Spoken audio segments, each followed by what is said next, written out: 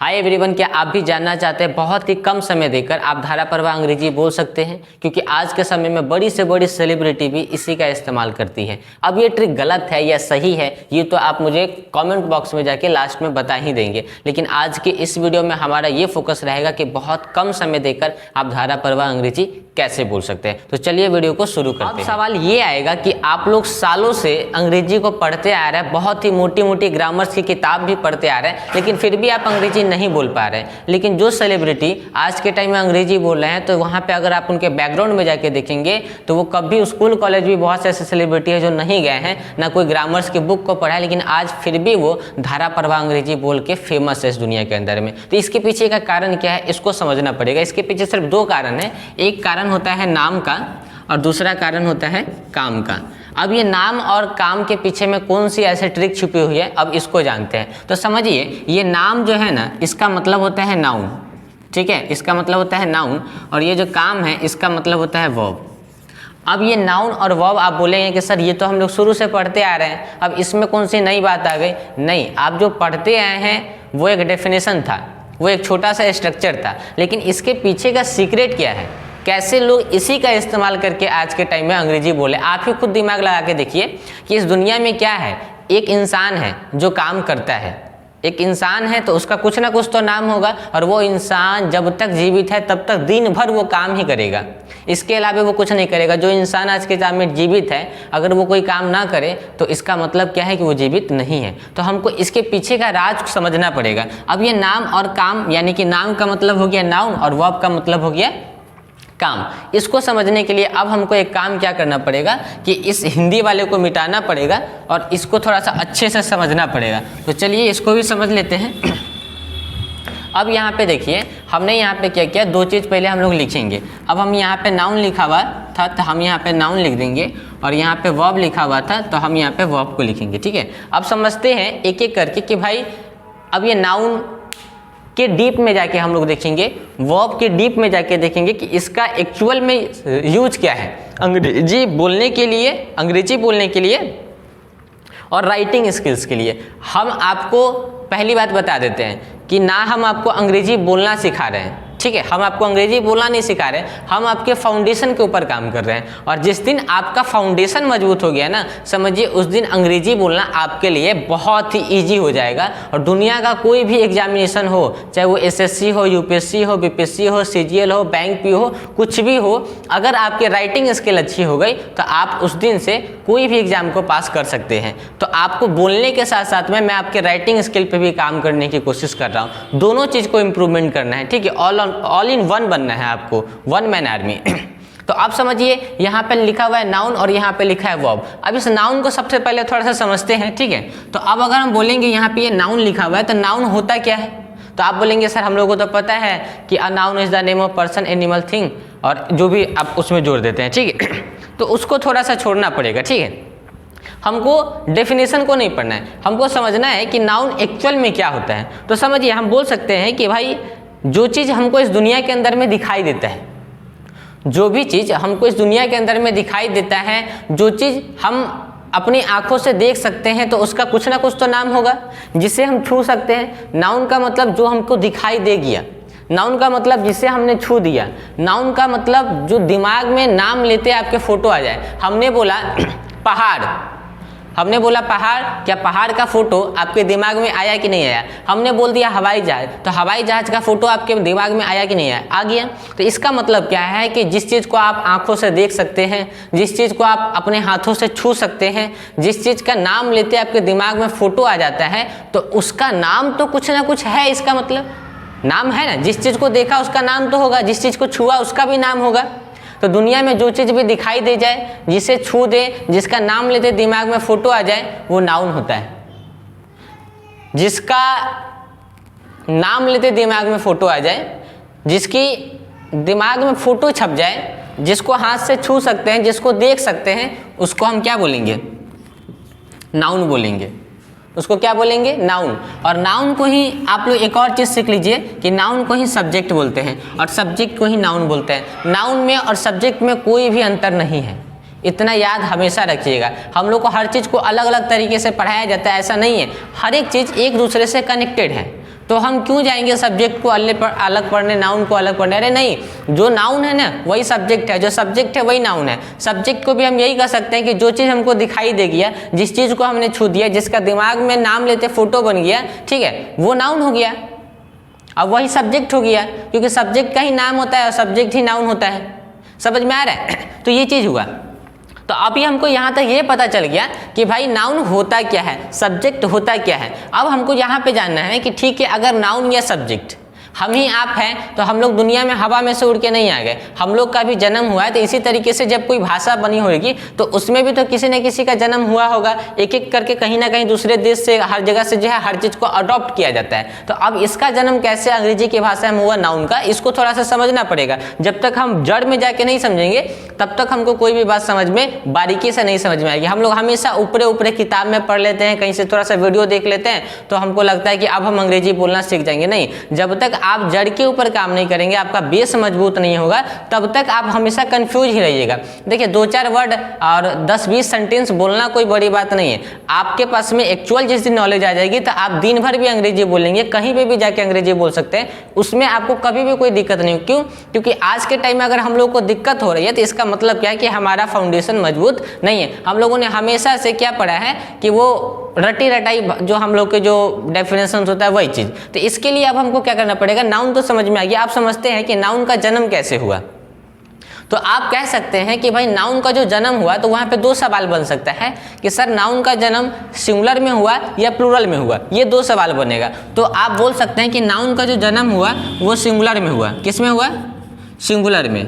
ठीक है, यहाँ तक बात समझ में आ गई कि भाई नाउन का मतलब क्या होता है, जो चीज़ हम देख सकते हैं, जिसे हम छू सकते हैं, जिसका नाम लेते दिमाग में फोटो बन जाए और तो उसका कुछ ना कुछ तो नाम होगा, तो वो नाउन होता है और नाउन ही सब्जेक्ट होता है। और नाउन या सब्जेक्ट का जो जन्म हुआ है वो सिंगुलर फॉर्म में हुआ है। कौन से फॉर्म में हुआ है? सिंगुलर फॉर्म में हुआ है। अब इसको थोड़ा सा यहीं पर होल्ड करते हैं और थोड़ा सा इसको समझते हैं, क्योंकि दोनों को बराबर लेके चलेंगे तो आपको हर एक बात और आसानी से समझ में आएगा। तो आप समझते हैं कि भाई ठीक है, ये वर्ब क्या होता है। नाउन तो समझ में आ गया, जन्म कैसे हुआ, जन्म कैसे हुआ वो तो ठीक है, जन्म कैसे हुआ ठीक है, वो अलग की बात है कि इसका जन्म किस रूप में हुआ, तो सिंगुलर रूप में हुआ, यानी कि एक वचन में हुआ, सिंगुलर फॉर्म में हुआ। ठीक है, अब समझते हैं कि वर्ब का जन्म कैसे हुआ और वर्ब एक्चुअल में किसे कहते हैं। जो आज तक आप लोग पढ़ते हैं उसको छोड़ दीजिए, हम कुछ नया आपको बताने वाले हैं, जिससे आपके दिमाग में जो ना बत्ती जलना शुरू हो जाएगा। आप बोलिए किताब तो आपको धोखा दे रहा था, तो जो हमने यहाँ पे बोला है उसी का जस्ट अपोजिट कर दीजिए, उल्टा कर दीजिए। जैसे हमने बोला कि जो चीज़ हम देख सकते हैं, जिसे हम छू सकते हैं, जिसका अगर कुछ ना कुछ नाम होगा तो उसे हम नाउन कहते हैं, यानी कि सब्जेक्ट कहते हैं। अब इसी का उल्टा करिए कि जिस चीज़ को हम देख नहीं सकते हैं, जिस चीज़ को हम छू नहीं सकते हैं, सिर्फ देख कर महसूस कर सकते हैं, तो उसे हम वर्ब कहते हैं। जिस चीज़ को हम देख नहीं सकते हैं अपनी आंखों से, जिस चीज़ को हम छू नहीं सकते हैं अपने हाथों से, सिर्फ हम महसूस कर सकते हैं कि कोई व्यक्ति कुछ कर रहा है, कोई कुछ कर रहा है, तो इसका मतलब वर्ब है। हम लोगों ने शुरू से सीखा क्या, काम करने का जो काम होता है उसे हम क्रिया कहते हैं और क्रिया का मतलब वर्ब होता है। अरे नहीं भाई, ऐसे पढ़ेंगे तो थोड़ी ना होगा। दुनिया का कोई भी नाम हो जिसे देख सकते हैं, छू सकते हैं, उसे नाउन कहते हैं। और जिसे देख या छू नहीं सकते हैं, सिर्फ महसूस कर सकते हैं, तो उसे वर्ब कहते हैं। एग्जाम्पल देकर समझाता हूँ, नहीं तो ज़्यादा कन्फ्यूजन हो जाएगा आप लोग के दिमाग में कि भाई किसे देख नहीं छू सकते हैं, किसे छू नहीं सकते हैं। थोड़ा सा एग्जाम्पल में समझाइए, तो चलिए समझाता हूँ। अब मान लीजिए कि कोई व्यक्ति अपने दोस्त के यहाँ पे गया, हो सकता है कि उस दोस्त के यहाँ पे शोक सभा हो, एक मैयत हो, वहाँ पे कोई मर गया है, तो आप अपने एक प्रिय मित्र के साथ में उस शोक सभा में जाते हैं। तो शोक सभा में तो जाहिर सी बात है कि सब लोग रोते रहते हैं। तो एक व्यक्ति बहुत ही ज़्यादा रो रहा था और आप अपने मित्र के साथ में वहाँ पे जाते हैं, तो बोलते हैं कि देखो वो आदमी जो रो रहा है, खूब सर पटक पटक के रो रहा है। तो आप क्या बोलते हैं अपने दोस्त को कि भाई देख रहे हो वो जो आदमी रो रहा है ना, वो रो नहीं रहा है, वो तो नौटंकी कर रहा है, वो तो दिखावा करने की कोशिश कर रहा है। लेकिन एक्चुअल में अगर कोई आदमी किसी के यहाँ पे जाएगा और किसी के यहाँ शोक सभा है, तो समझिए कि भाई जाहिर सी बात है कौन नौटंकी आज के टाइम में करेगा। किसी के यहाँ से कोई व्यक्ति चला गया तो वो नौटंकी तो नहीं करेगा, वो तो एक्चुअल में रो रहा है। लेकिन आपने क्या कहा अपने दोस्त को कि नहीं वो रो नहीं रहा है, वो दिखावा करने की कोशिश कर रहा है। इसका मतलब क्या हुआ, आपने किसी व्यक्ति को देखा रोते हुए और आपने खुद से ये महसूस किया कि वो रो नहीं रहा है, वो क्या कर रहा है, वो दिखावा कर रहा है। और भी तो वहाँ पे बहुत सारे लोग होंगे, तो उनके दिमाग में भी अलग अलग सवाल होगा। कोई कह रहा होगा कि नहीं ये एक्चुअल में रो रहा है, कोई कह रहा होगा कि नहीं ये दिखावा कर रहा है। तो इसका मतलब क्या हुआ कि कोई व्यक्ति कुछ इसका मतलब क्या हुआ कि वो देख नहीं सकता है, वो छू नहीं सकता है कि वो अभी रो रहा है या हंस रहा है। वो सिर्फ महसूस कर सकता है एक्सप्रेशन के हिसाब से, बॉडी के स्टाइल के हिसाब से, एक्शन के हिसाब से वो क्या कर सकता है, महसूस कर सकता है। अब हम आपको यहीं पे समझाते हैं कि एक व्यक्ति जो बहुत जोर जोर से रो रहा है, तो आपने अपने दोस्त को क्या बोला कि भाई ये आदमी दिखावा करने की कोशिश कर रहा है। और अब वहीं पे एक आदमी ऐसे इस तरीके से बैठा हुआ है, शांत मुद्रा में, एकदम शांत मुद्रा में बैठा हुआ है। और अब आप अपने दोस्त को क्या बोल रहे हैं, बगल वाले को, अच्छा देख रहे हो कि वो आदमी जो शांत में बैठा है वो अंदर से रो रहा है। अब एक व्यक्ति जो सर पटक पटक के रो रहा है, आप बोल रहे हो नौटंकी कर रहा है। और एक आदमी जो शांत मुद्रा में बैठा हुआ है, तो आप अपने दोस्त को बोले कि वो क्या कर रहा है, वो अंदर से रो रहा है। भाई गजब हाल है, जो रो रहा है आप बोल रहे हैं कि वो नहीं रो रहा है, जो नहीं रो रहा है बोले कि वो अंदर से रो रहा है। अब इसका मतलब समझने की मतलब ये जरूरत है कि अगर हमने बोला कि ठीक है हंसना, हमने बोला हंसना, तो आप हंसना को क्या पकड़ सकते हैं, तो जवाब आएगा नहीं। हमने बोला रोना, तो क्या आप रोना को पकड़ सकते हैं? अगर रोना शब्द हमने बोला तो आप रोना आपको दिखाई दिया कहीं पे? अगर दिखाई दिया तो पकड़ के बता दीजिए। हमने बोला खेलना, हमने खेलना शब्द बोला ना, अब आपको खुद प्रैक्टिकल करके देखिए। हमने बोला खेलना, अगर हमने खेलना बोला तो खेलना आपको दिखाई दिया? अगर दिखाई दिया तो पकड़ के दिखा दीजिए, हमको छू के दिखाइए खेलना को। हमने बोला पढ़ना या पढ़ाना, अब पढ़ने में भी अगर आप पढ़ रहे हैं, अभी आप पढ़ रहे हैं ना, मैं पढ़ा रहा हूँ, तो आप दोनों में से कोई एक वर्ड को पकड़ के दिखाइए। अगर आपको दिखाई दिया तो इसका मतलब काम जो है कभी भी दिखाई नहीं देता है, कभी भी हम उसको छू नहीं सकते हैं। सिर्फ हम शरीर के एक्शन और स्टाइल से क्या कर सकते हैं, महसूस कर सकते हैं कि कोई व्यक्ति कुछ कर रहा है। हमने बोला दौड़ना, ठीक है, अब हम यहाँ पे दौड़ रहे हैं। अब आप बताइए कि यहाँ पे दौड़ना आपको किसे समझ में आ गया कि हम दौड़ रहे हैं? अभी नहीं, आपने देखा कि सर के जो पैर है वो मूवमेंट कर रहे हैं, तो आपने शरीर के स्टाइल से, शरीर के एक्शन से क्या किया, अंदाजा लगाया कि सर क्या कर रहे हैं, दौड़ रहे हैं। अभी मैं आपको पढ़ा रहा हूँ, तो पढ़ाना आपको कहीं पे दिखाई दिया क्या? नहीं दिखाई दिया। आपने देखा कि सर का जो बॉडी का एक्शन है, सर का जो बॉडी का स्टाइल है, उससे आप पता लगा रहे हैं कि सर क्या कर रहे हैं, पढ़ा रहे हैं। तो इसका मतलब क्या हुआ कि वर्ब्स को हम देख नहीं सकते हैं, छू नहीं सकते हैं, सिर्फ महसूस कर सकते हैं। कैसे? शरीर के एक्शन और स्टाइल से। शरीर के एक्शन और स्टाइल से हम महसूस कर सकते हैं कि कोई व्यक्ति कुछ काम करता है। तो आज के बाद से सीख लीजिए कि नाउन का मतलब होता है जिसे देख सकते हैं, छू सकते हैं, उसे नाउन कहते हैं। जिसे देख या छू नहीं सकते हैं, सिर्फ बॉडी और एक्शन के स्टाइल से पता लगा सकते हैं कि कोई व्यक्ति कोई काम कर रहा है, तो इसे हम वर्ब कहते हैं। यहाँ तक हम आशा करते हैं कि आपको बात समझ में आ गई होगी। अब इसको थोड़ा सा और समझते हैं कि भाई अब तो पता चल गया कि वर्ब्स किसे कहते हैं, तो वर्ब्स का जन्म किस रूप में हुआ, अब ये भी जानने की जरूरत है। जिस तरीके से सब्जेक्ट यानी कि नाउन का जन्म हुआ, उसी तरीके से वर्ब्स का भी जन्म हुआ। तो नाउन का जन्म हुआ सिंगुलर में, तो आप बोल सकते हैं कि वर्ब्स का जो जन्म हुआ ना, वो प्लूरल फॉर्म में हुआ। यानी कि कहने का सेंस ये है कि जो आप देखते हैं V1 यानी कि वर्ब का पहला रूप, इसी रूप में जो है वर्ब्स का जन्म हुआ है। जो V2, V3, V4, V5 जो है ना, वो सब डुप्लीकेट है, उनको बनाया गया है, वो बने नहीं हैं। जन्म किसका हुआ था? सिर्फ V1 का हुआ था। और V1 का जन्म किस रूप में हुआ था? प्लूरल फॉर्म में हुआ था। V1 का जन्म प्लूरल फॉर्म में हुआ था। और उसके बाद जो आप बोलिएगा कि भाई यहाँ पे V2 है, V3 है, V4 है, V5 है, तो ये जो है ना, इन सब का जन्म हुआ नहीं है। इन सब को इसके लिए बनाया गया है, समय के हिसाब से इस्तेमाल करने के लिए। जन्म तो सिर्फ इस भाई साहब का हुआ था, V1 का। इन सब को तो बाद में लाया गया है डुप्लीकेट तरीके से, इसी में से निकल के आया है। समझ में आ रहा है? तो इसका मतलब हमको ये समझ में आया कि जो V1 होता है, एक बात हमेशा सभी लोग याद रखेंगे, और अभी यहाँ पे कॉपी पे भी थोड़ा देर में लिख लीजिएगा, वीडियो को रोक के, कि दुनिया के अंदर में जितनी भी डिक्शनरी है, अगर उसमें कोई वर्ब्स दिया रहता है तो वो वर्ब्स जो है कौन से फॉर्म में होता है? V1 में होता है। और V1 के अंदर में जितने भी वर्ब्स होते हैं वो किस फॉर्म में होते हैं? प्लूरल फॉर्म में होते हैं। तो आप लोग बोल सकते हैं कि भाई डिक्शनरी के अंदर में जितने भी वर्ड्स होते हैं नाउन के, वो सिंगुलर फॉर्म में होते हैं, और जितने भी वर्ड्स होते हैं किसके? वर्ब्स के, वो प्लूरल फॉर्म में होते हैं। समझ में आ रहा है? अब सिंगुलर को प्लूरल बनाया जाता है और यहाँ पे जो वर्ब्स प्लूरल फॉर्म में है तो इसको सिंगुलर बनाया जाता है, इसको पास्ट में बनाया जाता है, इसको प्रेजेंट के लिए बनाया जाता है। समझ में आ रहा है? तो यहाँ तक बात समझ में आ गई कि सब्जेक्ट का जन्म हुआ सिंगुलर फॉर्म में और यहाँ पे वर्ब का जन्म हुआ प्लूरल फॉर्म में। तो अब सवाल यहाँ पे ये आएगा कि आप ये कह सकते हैं कि नियम क्या कहता है कि अगर सब्जेक्ट आपका सिंगुलर फॉर्म में होगा तो उसके साथ में वर्ब जो है आपको सिंगुलर फॉर्म में ही लगाना पड़ेगा। देखिए कोई भी जो स्ट्रक्चर काम करता है इस तरीके से काम करता है, सब्जेक्ट, वर्ब और अदर वर्ड।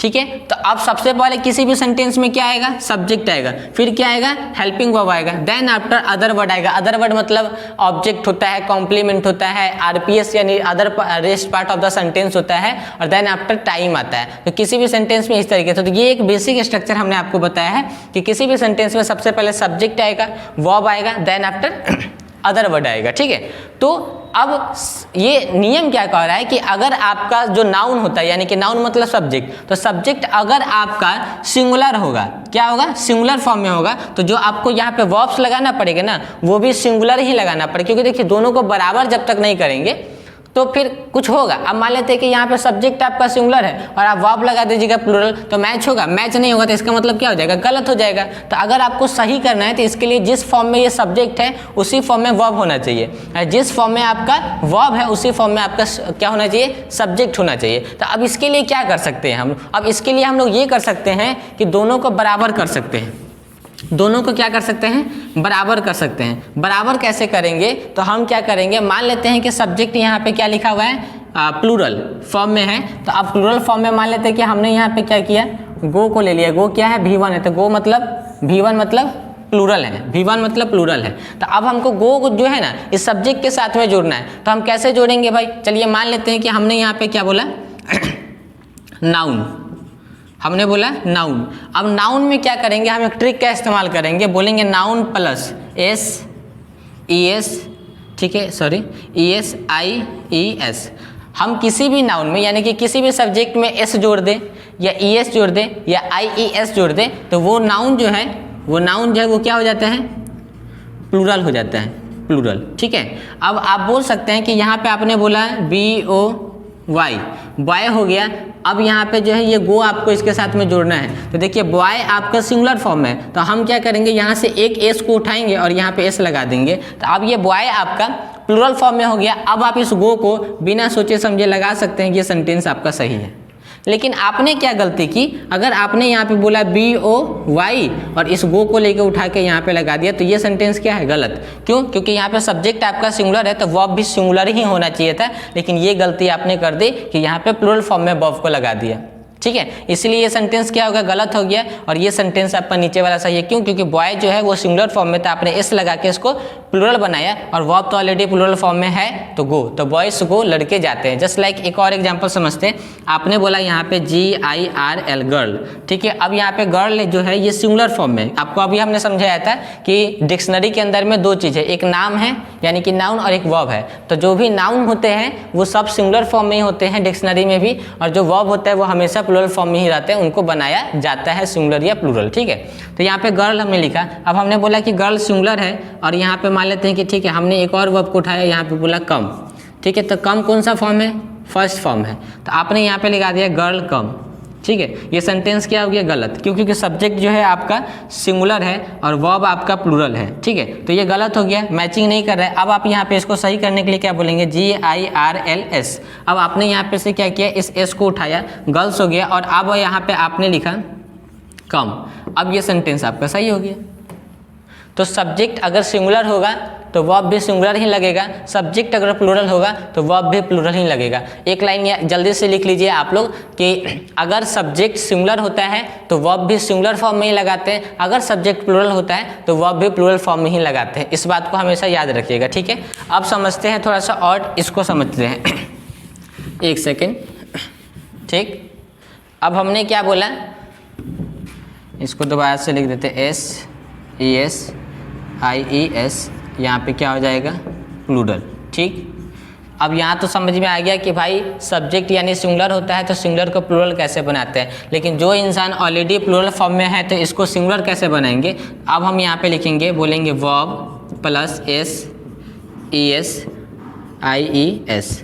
अब ये आई ई एस हो गया, ठीक है। तो अब आपने देखा कि भाई अगर हम सब्जेक्ट में S E S I E S को जोड़ देते हैं तो वो प्लूरल हो जाता है, लेकिन अगर ऑलरेडी कोई चीज़ प्लूरल है तो उसमें अगर आपने एस ई एस को जोड़ा तो वो सिंगुलर हो जाता है, वो सिंगुलर हो जाता है, ठीक है। यानी कि कहने का सेंस क्या है कि जो सिंगुलर होता है अगर उसमें एस ई एस को जोड़ेंगे तो वो प्लूरल हो जाएगा, लेकिन जो चीज़ ऑलरेडी प्लूरल है अगर उसमें हम एस ई एस को जोड़ेंगे तो वो सिंगुलर हो जाएगा। तो आपका सब्जेक्ट जो था वो सिंगुलर था, तो आपने इसमें क्या किया, एस ई एस का फॉर्मूला अप्लाई किया तो ये प्लूरल हो गया। और अगर आपका जो ऑलरेडी वर्ब जो है वो तो प्लूरल फॉर्म में है ही, तो वर्ब में अगर आप एस ई एस को जोड़ते हैं तो वो वर्ब्स क्या हो जाता है, आपका सिंगुलर हो जाता है। चलिए इसको थोड़ा सा एग्जाम्पल से समझते हैं, ठीक है। अब हमने यहाँ पे बोला, एक सेकंड, अब हमने यहाँ पे बोला कि भाई ठीक है हम यहाँ पे लिखते हैं स्टूडेंट, स्टूडेंट। अब ये एक स्टूडेंट है, ठीक है। अब हमने बोला कि ठीक है ये तो सिंगुलर सब्जेक्ट हो गया, ठीक। यहाँ पे हम नाउन में यानी एस ई एस का यूज नहीं करेंगे, ठीक है, अभी इसको यहीं पे रहने देंगे। अब हमने बोला कि यहाँ पे लिखा है गो, तो हमने यहाँ पे बोला गो। तो अब समझिए कि ये सब्जेक्ट तो आपका सिंगुलर है और वर्ब आपका प्लूरल है, तो ये सेंटेंस क्या हो रहा है, गलत हो गया, ठीक है। अब इसको सही करने के लिए क्या बोलेंगे, बोलेंगे स्टूडेंट, स्टूडेंट लिख दिया। अब ये जो यहाँ पे गो है इस गो को यहाँ पे उठाएंगे और बोलेंगे कि भाई एस ई एस या आई ई एस में से क्या लगाएंगे, तो हम यहाँ पे ई एस लगा देंगे। अब देखिए यहाँ पे ये सब्जेक्ट आपका सिंगुलर हो गया और वर्ब भी आपका सिंगुलर हो गया, सेंटेंस आपका सही हो गया। तो नियम बोला है ना कि सब्जेक्ट अगर सिंगुलर है तो वर्ब भी सिंगुलर लगना चाहिए, लेकिन यहाँ पे वर्ब प्लूरल फॉर्म में लग गया, ठीक है। तो ये सेंटेंस गलत हो गया, लेकिन सब्जेक्ट ऑलरेडी आपका यहाँ पे सिंगुलर है तो हमने क्या किया, V1 को उठाया और V1 में एस ई एस को जोड़ दिया, तो हमने यहाँ पे क्या किया, इसको सिंगुलर बना दिया। तो अब आपका सब्जेक्ट सिंगुलर, वर्ब भी सिंगुलर, आपका सेंटेंस क्या है, सही है। तो इस तरीके से बात को समझना पड़ेगा। एक दो एग्जाम्पल और दे के बताते हैं, ठीक है, तो आपको और बेहतर समझ में आएगा। थोड़ा सा इसको मिटा देते हैं, ठीक है। आप लोग एक बार स्क्रीनशॉट फट से ले लीजिए या वीडियो को बैक करके ले लीजिएगा। अब इसको थोड़ा सा और बढ़िया तरीके से समझाते हैं, ठीक है, ताकि आप लोग को और बेहतर, क्योंकि बहुत सारे लोगों का कमेंट आता है कि सर बहुत ही कम एग्जाम्पल आपने दिया है। तो मैं 2-4 और एग्जाम्पल देता हूँ तो उसके बाद आपको और शायद बेहतर समझ में आएगा। हमने बोला कि सीता आम खाती है, सीता आम खाती है, ठीक है। अब हमने बोला कि सीता यहाँ पे सिंगुलर सब्जेक्ट है, ये प्लूरल फॉर्म में, यानी कि सीता एक है या एक से ज़्यादा है, तो जवाब आएगा सीता एक है, तो हम लिखेंगे यहाँ पे सीता। अब आप लोग एक बात याद रखेंगे कि भाई सीता में एस ई एस नहीं लगा दीजिएगा, कि नाउन में अगर एस ई एस लगाना भी है तो कहाँ पे लगाएंगे। नाउन तो बहुत तरीके के होते हैं, तो समझिए कि नाउन में भी एक कॉमन नाउन होता है, यानी कि जहाँ पे जिसको बोलते हैं जाति सूचक संज्ञा, जाति सूचक संज्ञा, जो जिसका एक वर्ड बोलने से पूरी उसकी जाति का बोध। जैसे आपने बोला बॉय, तो बॉय कहने से हर एक लड़के का बोध हो गया। आपने बोला गर्ल, तो गर्ल कहने से हर एक लड़की का बोध हो गया। आपने बोला कुत्ता, तो कुत्ता कहने से हर एक कुत्ते का बोध हो गया। तो किसी जाति का बोध अगर किसी शब्द से होता है तो वहाँ पे एस ई एस लगाते हैं। लेकिन अगर उस जाति में से किसी का एक नाम हो, जैसे हम लोग आदमी हैं तो आप भी लड़के हैं, आप भी लड़कियां हैं, हम भी लड़के हैं, तो हम लड़का कहने से तो हम सभी लड़कों का बोध हो गया, लड़की कहने से सभी लड़की का बोध हो गया। लेकिन क्या उस लड़के का या लड़की का कुछ ना कुछ तो नाम होगा, तो नाम अगर किसी व्यक्ति का कुछ होगा खास तो उसको बोलते हैं प्रॉपर नाउन। यानी कि सीता एक लड़की है तो हम सीता को अगर लड़की कहेंगे तो वो कॉमन नाउन हो गया। लेकिन अगर आपने उसी कॉमन नाउन का एक नाम बता दिया कि भाई उस लड़की का नाम सीता है, तो वो सीता क्या होगी, प्रॉपर नाउन होगी। और प्रॉपर नाउन में कभी भी एस ई एस का यूज नहीं होता है, सिर्फ कॉमन नाउन में एस ई एस का यूज होता है। समझिए फिर से एक बात को कि प्रॉपर नाउन में कभी भी एस ई एस का यूज नहीं होता है। प्रॉपर नाउन में हम अगर आप बोलेंगे ठीक है सर, अगर हमारे सामने प्रॉपर नाउन आ जाए तो मान लेते हैं हम उसको कैसे प्लूरल फॉर्म में बनाएंगे, तो आप बोल सकते हैं कि प्रॉपर नाउन को प्लूरल फॉर्म में बनाने के लिए बोलेंगे एंड और फिर यहाँ पे बोलेंगे सीता, यानी कि नाउन एंड और नाउन। इस तरीके से आप बना सकते हैं। आप यहाँ पे सीता की जगह पे गीता भी लगा सकते हैं। तो जब हमारे सामने प्रॉपर नाउन आएगा तो उसको एंड से हम प्लूरल बनाते हैं, लेकिन जब अगर हमारे सामने प्लूरल फॉर्म आती क्या बोलते हैं प्रॉपर नाउन नहीं आएगा तो उसे हम क्या करेंगे एस लगा के बना देंगे। ठीक है, दोनों चीज़ हमने आपको बता दी है। तो चलिए अब हम लोग चलते हैं अपने वाले टॉपिक पे जो हम लोग यहाँ पे एग्जाम्पल को समझ रहे थे। तो सीता हमने बोला, तो सीता सिंगल है। अब हम यहाँ पे क्या बोलेंगे कि भाई सब्जेक्ट सिंगुलर है, तो सीता आम खाती है। ठीक है, तो पहले यहाँ पे खाना आएगा क्योंकि सब्जेक्ट के बाद वर्ब आता है। तो अब हमने यहाँ पे बोला ईट, तो ईट तो आपको पता है कि ये V1 फॉर्म में है। तो अब हमको यहाँ पे सीता में जब यहाँ पे ईट है तो हम यहाँ पे क्या कर देंगे एस लगा देंगे, क्योंकि सब्जेक्ट सिंगुलर है, सब्जेक्ट सिंगुलर है तो वर्ब भी क्या होना चाहिए सिंगुलर होना चाहिए, एस भी एस लिख देते हैं, सिंगुलर सब्जेक्ट एस से सिंगुलर सब्जेक्ट एस बी से सिंगुलर वर्ब। अब यहाँ पे हो गया, अब यहाँ पे इट्स अ मैंगो लगा देते हैं। ठीक है, इट्स अ मैंगो, तो सीता इट्स अ मैंगो। तो देखिए अब ये सेंटेंस हमारा सही है, लेकिन अगर यहाँ पे हम क्या बोलते हैं यहाँ पे इस एस को हटा देते हैं तो ये सेंटेंस क्या हो जाता है गलत। लेकिन जैसे हमने यहाँ पे एस लगा दिया क्योंकि हमको पता है अब कि सीता जो है सिंगुलर सब्जेक्ट है तो इसके साथ में सिंगुलर वर्ब ही लगाएंगे, तो अब ये सेंटेंस क्या हो गया सही हो गया। तो इस तरीके से आपको समझना है कि अगर आपका सब्जेक्ट सिंगुलर फॉर्म में होगा तो आप हमेशा वर्ब में एस को जोड़ के ही उसके साथ में लगाएंगे, और अगर ऑलरेडी आपका सब्जेक्ट प्लूरल है तो जो जैसे वर्ब V1 में लिखा रहता है उसको लगा देंगे। अब आशा करता हूँ कि आपको ये वीडियो थोड़ी सी समझ में आई होगी, और इसका डिटेल वीडियो मैं फिर पार्ट 2 में लेके आऊँगा। लेकिन आप लोग को अभी तक क्या समझ में आया, कितनी वैल्यू मिली, आप लोग बताएंगे। वीडियो को अच्छी लगे तो वीडियो को लाइक करें, शेयर करें, और अगर चैनल पे पहली बार है तो चैनल को सब्सक्राइब करें।